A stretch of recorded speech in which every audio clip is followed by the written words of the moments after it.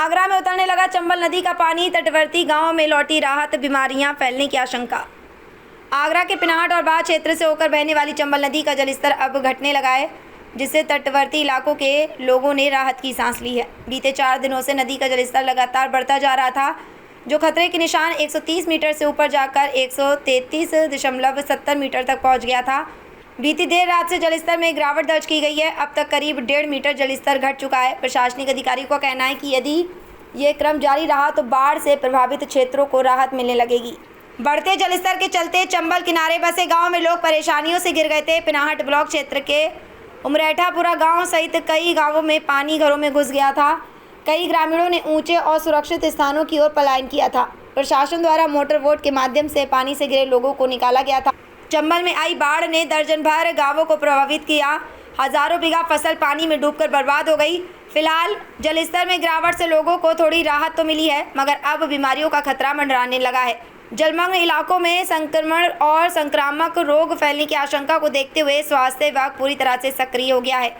चंबल किनारे बसे गांव में स्वास्थ्य विभाग की टीमों ने कैंप लगाकर दवाओं का वितरण शुरू कर दिया।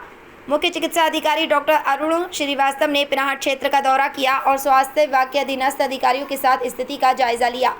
उन्होंने बीमारियों से बचाव और जल जनित रोगों पर नियंत्रण के लिए तत्काल दवा छिड़काव और मेडिकल कैंप लगाने के निर्देश दिए हैं। प्रशासन और स्वास्थ्य महकमा हालात पर लगातार नजर बनाए हुए है। आगरा से सूरज वर्मा की रिपोर्ट।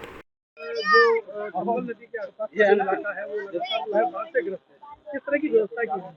देखिए, हमारे करीब ये 3 ब्लॉक हैं, बाह, पिनाहट और जयपुर कला। इसके करीब 10 गांव के आसपास इस समय पानी आ चुका है और ये उम्मीद है कि अभी 1-2 फुट और भी पानी बढ़ने की गुंजाइश है।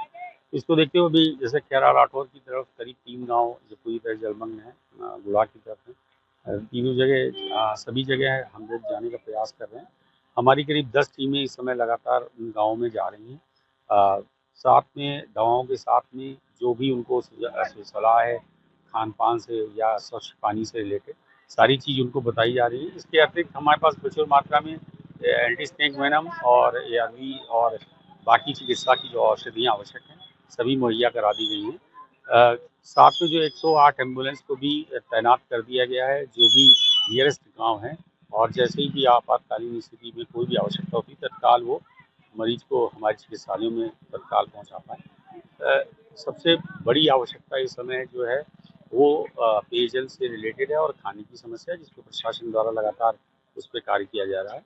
और हम लोग के द्वारा भी ORS के पाउडर और क्लोरीन टैबलेट वितरित की जा रही है, जिससे कि किसी भी तरह की व्यक्ति को डायरिया या अन्य कोई भी इस तरह जो इन्फेक्शन से जनित जो भी बीमारियाँ वो ना हो पाए। ऐसे में कोई संक्रमण न फैले उसके लिए क्या विशेष देखिए, विशेष इस समय अभी तो शुरुआत में जो प्रयास रहता है, क्योंकि ज़्यादातर पानी स्वच्छ ना होने के कारण ही बीमारियां रहती हैं, और इसके अतिरिक्त जो हमारे सर्पदंश के केसेस हैं इनमें भी संख्या में बढ़ोतरी होती है। परंतु जब पानी उतरता है तो बहुत सारी चीज़ें, फिर चाहे वो फॉगिंग से रिलेटेड हो, साफ़ सफाई से रिलेटेड हो, इन सारी चीज़ों को पूरी व्यवस्था कर ली गई है। ब्लीचिंग पाउडर की पूरी स्टॉक हमारे पास उपलब्ध करा दिया गया है। आवश्यकता हो जैसे ही इनकी पानी उतरने लगेगा, इन सारी जगहों पे जहाँ से पानी छोड़ेगा वहाँ पे हम लोग कार्रवाई करेंगे, और प्रशासन के साथ मिलकर जो उनकी बाढ़ चौकियाँ हैं वहाँ सब जगह हमारे कार्मिक इस समय लगे हुए हैं।